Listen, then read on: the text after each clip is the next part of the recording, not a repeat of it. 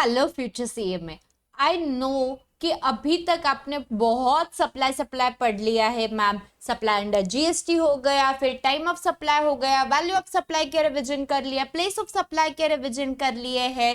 अभी थोड़ा सा ट्विस्ट एंड टर्न देने के लिए मैं लेकर आई हूँ ई वे बिल का चैप्टर रिवीजन के लिए। So welcome to the world, जहाँ पे तैयारी जीत की तैयारी, जून की तैयारी सीए यशस्वी भंडारी के साथ हो रही है।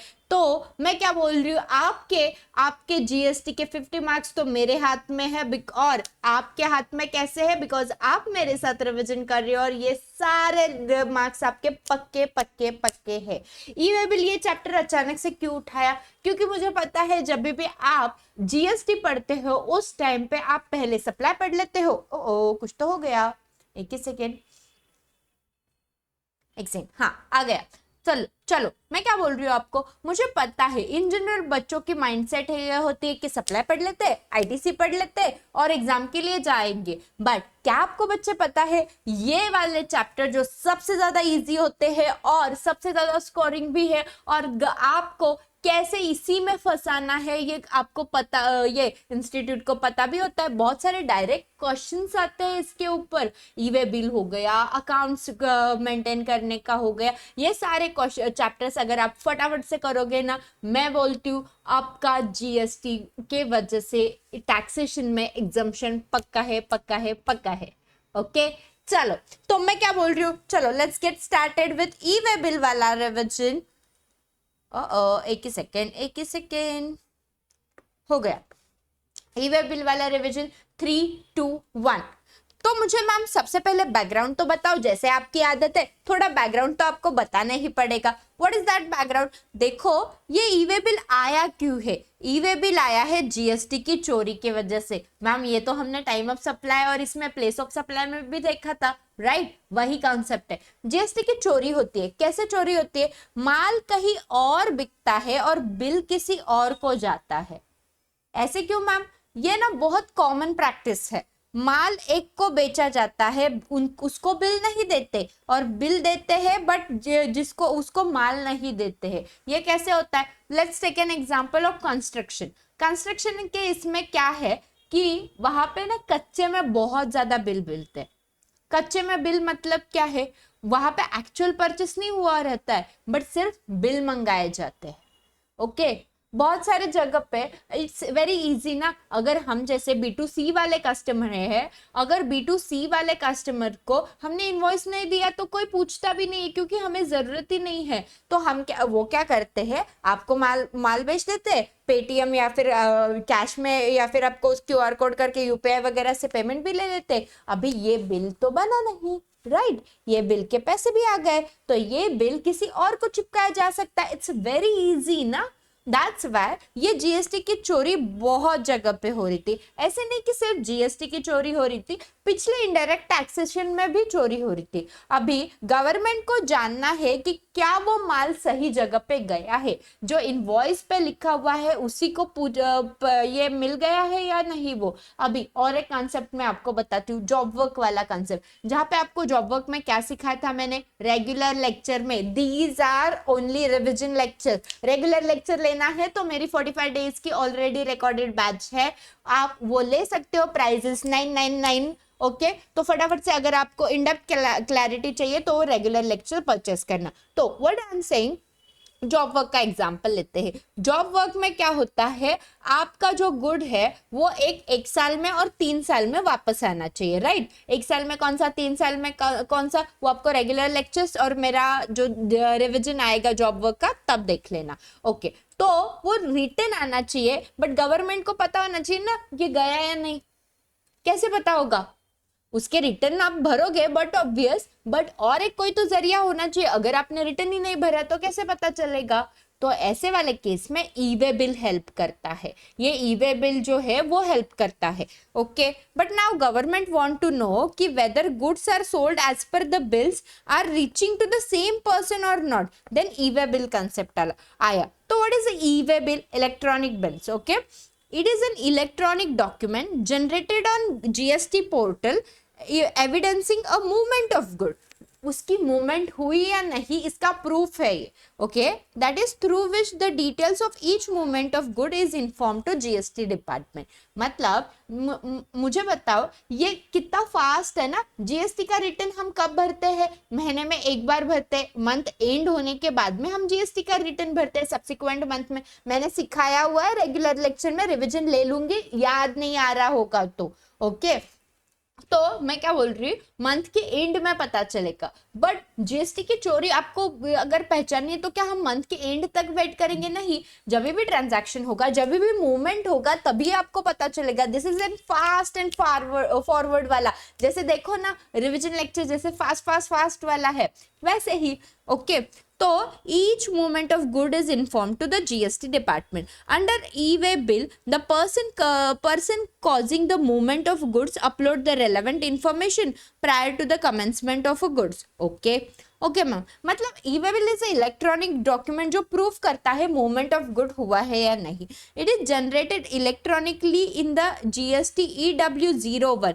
ये वाला चैप्टर है जो आपके एमसीक्यू के लिए इंपॉर्टेंट है, यही वाला चैप्टर है जिसके ऊपर डायरेक्ट क्वेश्चन आता है। तो ये वाला चैप्टर फटाफट से अच्छे तरीके से ध्यान देना, ओके। EW01 ये वाला ई-वे बिल कॉमन पोर्टल से, ई-वे बिल का एक कॉमन पोर्टल है, ई-वे बिल gst.gov.in, यहाँ पे जनरेट होता है, okay. E-way bill can be generated through various model like web, online, Android. अभी देखो जब भी वो ई-वे बिल निकाला होगा, बट ऑब्वियस है ना, बहुत सारे सॉफ्टवेयर वगैरह आते हैं, एसएमएस, आप अगर गवर्नमेंट को भी एक एसएमएस कर देते हो तो एक कोड वो जनरेट कर दे देता है। ई-वे बिल ये कंसेप्ट है ना, इतना इजी बनाया हुआ है कि कोई भी कर सकता है, क्योंकि पता है ई-वे बिल बनाने के लिए 3 पार्टीज इन्वॉल्व होती। कब करेंगे 2 मिनट देना, फटाफट से करेंगे। What is the benefit? It eliminate physical interference with the digital interference resulting in elimination of state boundary check post. अभी देखो, अगर ई-वे बिल बना हुआ है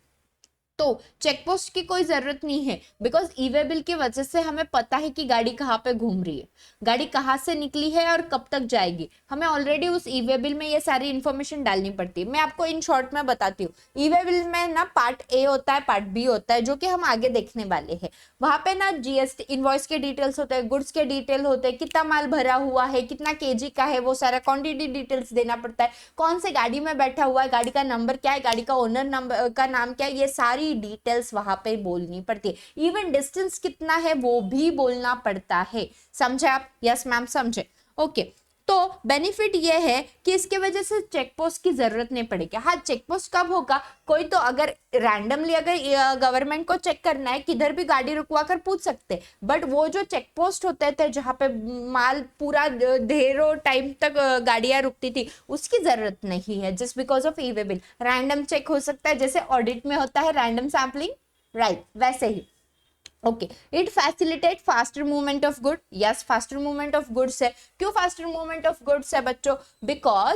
बिकॉज फास्टर मूवमेंट इसकी वजह से है क्योंकि देखो कोई जरूरत ही नहीं है ना, मिडिल मैन है ही नहीं। स्टार्टिंग में ई-वे बिल बन गया, जहाँ पे ट्रांसपोर्टेशन ने डिटेल्स डाले, जहाँ पे रेसिपिएंट ने डिटेल्स डाले, और सारे सबने डिटेल्स डालने के वजह से और चेक पोस्ट की जरूरत नहीं होने की वजह से these are faster movement, okay. It improves क्या है? Turn around time of trucks and help the logistic industry by reducing travel time. इन्होंने क्या किया है? देखो, इसका बेनिफिट सिर्फ है ना जीएसटी की चोरी रोकने के लिए नहीं है, ये जो ट्रक ड्राइवर्स है उन सभी को, एक लॉजिस्टिक इंडस्ट्री को हेल्प मिलता है। लॉजिस्टिक इंडस्ट्री कभी भी मैनिपुलेट नहीं होगी ये ई-वे बिल कंसेप्ट लाने की वजह से। कैसे? तुरंत जानेंगे, okay. When is e way bill required to be generated? E way bill कब जनरेट होना चाहिए? प्लेस 1 है और प्लेस 2 है, okay. The movement in relation to the supply or other than supply भी, हाँ मैम, other than supply भी होता है, क्या है अपन देखेंगे। और due to the inward और supply from unregistered person, ऐसा नहीं है कि सिर्फ रजिस्टर्ड पर्सन ने बनाना है, अनरजिस्टर्ड पर्सन को भी बनाना पड़ता है। कब? इंटरस्टेट सप्लाई और इंट्रास्टेट, दोनों टाइम पे। provide a consignment value of rupees 50,000 greater than 50,000, optional to issue if the value is up to 50,000। अगर 50,000 तक का वैल्यू है तो ई वे बिल बनाने की जरूरत नहीं है, लेकिन अगर 50,000 के ऊपर का अगर कोई भी माल हुआ तो it's very compulsory to make a e-way bill. Okay value as per section 15। Okay value कौन सा हमने सेक्शन 15 वैल्यू ऑफ सप्लाई में देखा था, लेकिन प्लस क्या है यहाँ पे, प्लस जीएसटी प्लस 6, मतलब value as per value of supply वाला उसमें प्लस जीएसटी भी होगा प्लस सेल्स भी होगा। मतलब यहाँ पे क्या है, इनवॉइस वैल्यू अगर 50,000 से ऊपर जा रही है देन आपको ई वे बिल बनाना है। और E way bill it is not कि सेल हुआ तो कोई भी मूवमेंट हुई, मतलब job work is the best example to explain E way bill. अगर जॉब वर्क भी हुआ तो भी जॉब वर्क के केस में भी हम क्या करेंगे, वो सप्लाई कंसिडर करेंगे और ई वे बिल बना देंगे। ओके या फिर goods supplied on return basis, या फिर ये जो सारे कंसेप्ट होते हैं वो वाले कंसेप्ट में भी ई वे बिल बनाना पड़ता है। ओके मैम समझा। In case of movement of good for a reason other than supply, the movement is occasioned by the means of delivery challan which has to be necessarily contain the value of good. The value given in the delivery challan should be adopted in e-way bill. अगर सब invoice नहीं बना, but obviously ना supply होता है तो ही invoice बनता है, अगर इनवॉइस सप्लाई नहीं है वो अदर देन सप्लाई वाला केस है, जैसे गुड्स रिटन बेसिस पे वो वाला कंसेप्ट है, तो ऐसे वाले केस में एक डिलीवरी चालान तो बनता है ना, उसके बेसिस पे ई वे बिल बन सकता है। Okay ma'am. ओके अभी देखो जीएसटी ई वे बिल, जीएसटी ईडब्ल्यूबी 01 जहाँ पे पार्ट ए होता है पार्ट बी होता है। पार्ट ए में गुड्स के डिटेल्स होते हैं, कंसाइनर कंसाइनी के डिटेल्स होते हैं, यहाँ पे इनवॉइस के डिटेल्स होते हैं। पार्ट बी में ट्रांसपोर्टर के डिटेल्स होते हैं, सारे गाड़ी नंबर्स, गाड़ी का ओनर वगैरह सारा डिस्टेंस। अभी देखो कंसाइनर ये है और उसने क्या किया, एक यहाँ पे ट्रांसपोर्टेशन है, एक कंसाइनी है। मैंने आपको इनवॉइस वाले चैप्टर में सिखाया था, क्या सिखाया था कि इनवॉइस के 3 कॉपीज जनरेट होते हैं, एक ओरिजिनल कॉपी कंसाइनर के पास रहता है, फिर एक ट्रांसपोर्टर को दिया जाता है और दूसरा कंसाइनी को दिया जाता है। ओके मतलब मैम ई वे बिल किसने बनाना है, तो अभी देखो need to add transport detail, transporter डालेगा खुद होकर, क्योंकि ट्रांसपोर्टेशन के डिटेल्स तो उनको पता नहीं होंगे कंसाइनर और कंसाइनी को कि कौन सी गाड़ी जाने वाली है, गाड़ी का नंबर कौन है। दैट्स वाई पार्ट बी जो है ओनर का डिटेल्स वगैरह ये ट्रांसपोर्टर देगा। ओके और कंसाइनर या फिर कंसाइनी जो कोई भी जीटीए सर्विस ले रहा है उसने वो बनाना है और उसमें उसने इनवॉइस के डिटेल पार्ट ए के हिसाब से डालने हैं। पार्ट ए के डिटेल कौन डालता है, आइदर कंसाइनर या फिर कंसाइनी, दोनों में से कोई भी डाल सकता है। ओके मैम आया ध्यान में। अभी ये 50,000 का एक एग्जाम्पल ले चलो let's take an example. Bhanu shoe manufacturer registered in a Punjab sold shoes to a retail seller in a Gujarat at a value of rupees 48,000 excluding GST. GST is leviable at the rate 18% and want to send a consignment of such a shoe to Gujarat. Consignment value will be कितना होगा 56,000, 48,000 into 18% करने के बाद में कितना आता है 56,000, 56,640 answer आता है। इसका मतलब क्या है 50,000 के ऊपर चला गया, yes ma'am e way bill बनना चाहिए, yes e way bill. Since the movement of good is in relation to the supply of goods and the consignment value exceed 50,000 e way bill is mandatorily required to be issued. Okay ma'am समझा।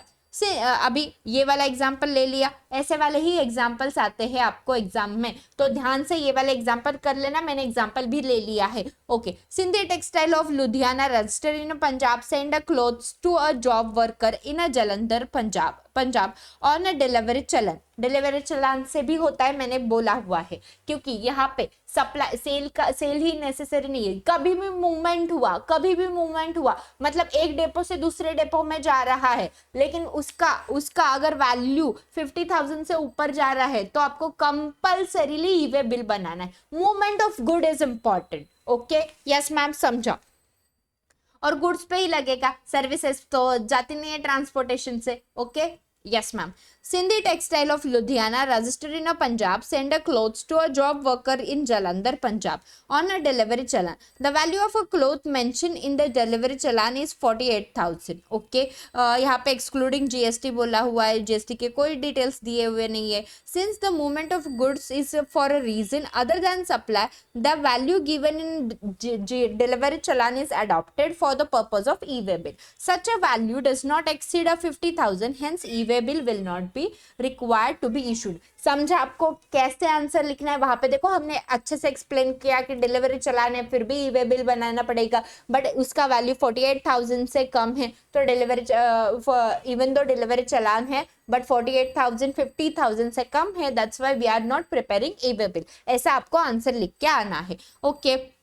Special situation where EWB e-way bill need to be issued even if consignment is up to 50,000. There are certain cases because ऐसे twist in terms देंगे नहीं बच्चों को, अगर याद नहीं याद रहने के लिए थोड़ा कॉम्प्लिकेटेड करेंगे नहीं तो रूल कैसे बनेगा? यस, तो वो क्या है? Interstate movement of handcraft goods by a person exempt from obtaining a registration. देखो हमने रजिस्ट्रेशन वाले चैप्टर्स में पढ़ा था, अगर किसी को हैंडक्राफ्ट ग्रुप वगैरह ये गुड्स वगैरह बना रहे हैं उनको एग्जम्पशन लेने की जरूरत नहीं है, और इंटरस्टेट अगर वो सप्लाई कर रहे हैं तो इनको compulsorily in order to promote a handicraft person, तो हैंडीक्राफ्ट गुड्स बेचने वाले पर्सन्स को उन्होंने रजिस्ट्रेशन से एग्जम्पशन डाला हुआ है. बट अगर इंटरस्टेट मूवमेंट हो रहा है तो कंपल्सरीली करना है इवन दो आपका 50,000 से कम वैल्यू है तो भी. समझे? Yes ma'am. मैंने गलत पढ़ा है, sorry. Interstate movement by handicraft goods by a person exempt from obtaining a registration under GST. Correct पढ़ाया हुआ है, नथिंग टू वरी. मैं चेक कर रही थी आपको. Interstate transfer of goods from a principal to the job worker. Job worker के case में कंपल्सरीली आपको क्या करना है? ये ई-वे बिल बनाना ही पड़ता है, बिकॉज जॉब वर्क वाला केस या हैंडीक्राफ्ट वाला गुड्स वाला केस, ये जो केसेस होते हैं जहाँ पे ना यहाँ पे रजिस्ट्रेशन का कोई जरूरत नहीं है, वो बोला हुआ है गवर्नमेंट ने, बट उन पे नजर रखना भी तो जरूरी है, नहीं तो जीएसटी की चोरी करना is very easy, very very easy. मैं जब केसेस देखती हूँ, मेरे बहुत सारे यहाँ पे क्लाइंट के यहाँ पे ना जीएसटी की रेड पड़ती है. ओके, तो अब गवर्नमेंट कैसे छानबीन करता है मैंने देखा हुआ है. मैंने बहुत सारे क्लाइंट का देखा हुआ है कि वो कॉल करते हैं कि मैम गाड़ी रुकवा दी गई है, चेकिंग चल रहा है, हम डर चुके हैं. डरने की कोई जरूरत नहीं है अगर आपके पास ई-वे बिल और सारे डॉक्यूमेंट्स होंगे तो. Government is not meant for तुमको पनिश करने के लिए, गवर्नमेंट जस्ट कंप्लायंसेस करता है. ओके, ये ऐसा नहीं है कि सिर्फ बीजेपी गवर्नमेंट कर रहा है या फिर कांग्रेस गवर्नमेंट कर रहा है. मैं दोनों साइड से हूँ. अगर गवर्नमेंट सही जगह से कर रहा है तो, सही कंप्लायंसेस कर रहा है तो. ओके, अभी नेक्स्ट मूवमेंट कर लेते हैं. Who causes the movement of good? If supplier is registered and undertake the transport of good, then register supplier. Okay ma'am. If recipient is registered and arranges transport, then register recipient. If goods are supplied by unregistered supplier to the registered recipient, then register non recipient. जो कोई भी register है और जिसने consignment चालू किया है वो करेगा. Okay, yes ma'am. Information to be furnished in E way bill हमने देख लिया है. पार्ट ए में क्या होगा? Details of supplier and recipient, name, address, GST number, details of good, place of delivery including pin code वगैरह, document, tax invoice, bill of supply, delivery challan, numbers and dates. Who will file the part A furnished by the registered person causing the movement of. जो कोई भी consignment कर रहा है, GTA service ले रहा है, वो वाला ई-वे बिल बना देगा. However, information in part A may be furnished by transporter if authorized by such a registered person. Transporter भी कर सकता है. कैसे? क्योंकि उसके पास क्या है? इनवॉइस का कॉपी तो है. Yes ma'am. समझा. ओके, तो ये वाला एक आंसर आएगा. Yes ma'am. ये वाला by transporter if authorised by such a person, by E commerce operator और courier agency where the goods to be transported और सप्लाइड. मतलब क्या? ट्रांसपोर्टिंग एजेंसी को भी करते आ सकता है, उसका कोई इशू नहीं है। लेकिन पार्ट बी कौन भरेगा? बट ऑब्वियस ट्रांसपोर्टर, क्योंकि उसके इन्फॉर्मेशन सारे तो हमारे पास नहीं होंगे। Part B details of transport, transporter document, goods, receipt number, railway receipt, मतलब रेलवे और एयरवेज को भी लगता है, समझ रहे हो आप? ओके, एयरवे बिल नंबर और bill of landing number and vehicle number in case of transport by road. Who will fill the part B? Person who is transporting the good, because transportation का compulsory transporter को क्यों है? Because ये recipient या फिर supplier को नहीं पता होता है कि कौन सी गाड़ी जाने वाली है, उसका गाड़ी नंबर क्या है। बिकॉज जीटीए के पास है ना बहुत सारी गाड़ी होती है, वो थोड़ी ना पता कर सकते कि कौन सा गाड़ी नंबर जाने वाला है। That's why part B is compulsorily need to be filled by transporter only. Okay okay ma'am, आया ध्यान में? Okay, who is mandatorily required e way bill to generate a e-way bill? Where the goods are transported by a registered person, whether as a consignor or recipient as a consignee, whether in his own conveyance or hired one or public conveyance, then said person shall need to generate a e-way bill by furnishing a information in a part B on the common portal. Okay, मतलब अगर खुद गाड़ी चला कर जा रहे हो लेकिन फिर भी आपको ई-वे बिल बनाना पड़ेगा, बिकॉज गाड़ी तो चला रहे हो, चेक पोस्ट कभी भी निकल सकता है। ऐसा नहीं कि जीटीए सर्विस अगर ली है तो ही आपको ई-वे बिल बनाना है। मूवमेंट ऑफ गुड हो रहा है तो e-way bill banana is compulsory compulsory compulsory. Okay, और कब? 50,000 के ऊपर वैल्यू होगा तभी। Okay, yes ma'am, e-way bill is not generated by a registered person and goods are handed over to the transporter for the transportation of a road, then registered person shall furnish such a information relating to the transporter in a part B on a commerce portal and e-way bill shall be generated by transporter. Okay, transporter भी बना सकता है। Where the movement is caused by unregistered person either in his own conveyance or hired one or through transporter, then he or the transporter may at their option generate the e-way bill. देखो government ने क्या किया है, government ने बोला है कि कोई भी आकर सिर्फ ई-वे बिल मुझे बना कर दो, आइदर वो ट्रांसपोर्टर होगा या फिर आपका सप्लायर रेसिपिएंट होगा, कोई भी, उनको है ना कुछ लेना देना नहीं है कि कौन ये कर रहा है। अगर गाड़ी पकड़ी गई ना 100% पेनल्टी है। कितनी? 100% ऑफ वैल्यू, टैक्स नहीं, 100% ऑफ वैल्यू पेनल्टी है, आपकी गाड़ी सीज हो सकती है। दैट्स वाई ना ये ई-वे बिल सभी लोग बनाते हैं। वेयर गुड्स, अभी नेक्स्ट क्या है? Where goods are supplied by unregistered supplier to the recipient who is registered, the movement shall be said to be caused by such a recipient and he shall generate the e-way bill. मतलब recipient जो कोई भी registered person है उसने वो बनाना है।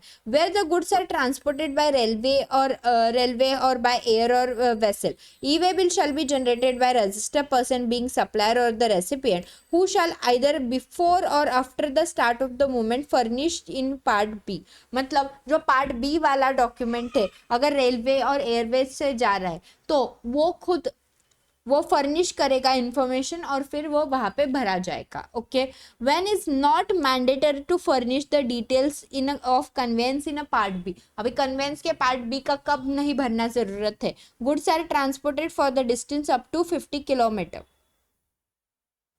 50 kilometre के अंदर होगा तो नहीं, within the same state होगा तो भी पार्ट बी भरना is not mandatory. From POB मतलब place of business of consignor to place of business of transporter और place of business of transporter of the India, मतलब क्या है? 50 kilometre के अंदर अगर होगा तो part B, when is not mandatory to furnish the part B, ये वाले सिचुएशन में। ओके मैम, समझा?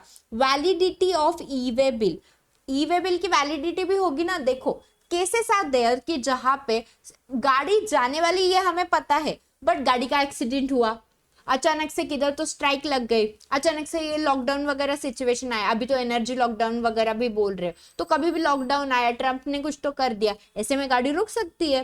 कोविड आया था तब गाड़ी बीच में रुक गई थी, तो ऐसे में ये ई-वे बिल का कुछ तो वैलिडिटी तो है कि कब तक पहुंचना चाहिए, इट इज ऑल्सो कंपल्सरी। तो वो क्या एक्सटेंड हो सकता है क्या, ये सारी चीजें सीखेंगे। वैलिडिटी ऑफ ई-वे बिल क्या है? नॉर्मल कार्गो होगा मतलब नॉर्मल ट्रांसपोर्टेशन होगा तो अप टू 200 किलोमीटर 1 डे है। Okay, for each additional 200 kilometre, मतलब 200 किलोमीटर के बाद में अगले 200 किलोमीटर के लिए एक एक एक्स्ट्रा डे आएगा। समझे? Yes ma'am. ये सारा ये वाला इंफॉर्मेशन एमसीक्यू के लिए आता है। अभी ये वाला जो हमने देखा था, ये अभी ऐसे वाले क्वेश्चन, ये क्वेश्चन में आता है आपको। फिर ई वे बिल के बेनिफिट आपको डायरेक्टली पूछे जा सकते हैं। समझा? ओके, चलो चलो चलो चलो चलो, कहाँ पे आए थे हम?